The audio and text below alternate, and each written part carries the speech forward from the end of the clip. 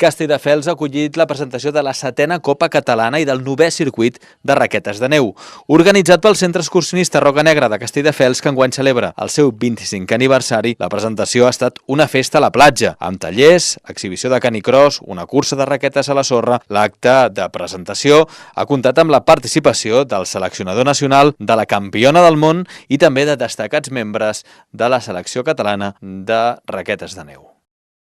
Hem fet una demostració i uns tallers perquè la ciutadania de Castelldefels conegui una miqueta el que és una raqueta de neu, i hem fet uns tallers d'orientació i d'arba.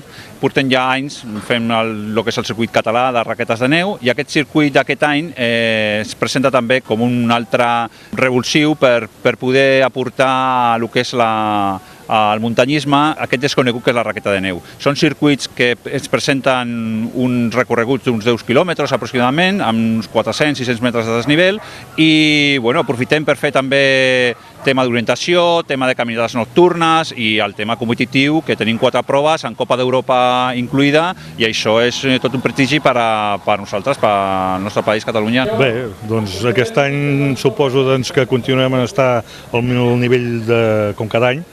L'únic que el Campionat del Món, que ara s'ha celebrat d'aquí 15 dies a Suècia, intentarem, doncs, en vez de ser el subcampionat que vam assolir l'any passat, mirar de ser campions.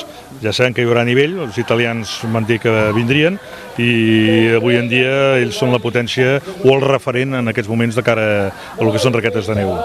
L'equip, doncs, ja, si vols, serà la Laia, també hi haurà la Mavi, tenia que venir la Ragna, està lesionada i per tant no podrà venir, i em sembla que es perd tota la temporada. I per homes, doncs, el Jus, vindrà també el Gabriel i el Rafa Parés. O sigui, llavors, doncs, intentarem entre els homes i les dones, doncs, assolir com a mínim un parell de llocs, tant en un com l'altre, doncs, al pòdium.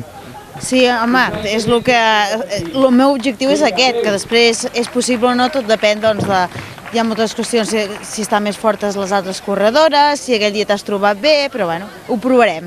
Aquest any estic preparant la marató, que em fa especial il·lusió, i no sé com sortirà. A veure, miracles a Lourdes, tampoc no...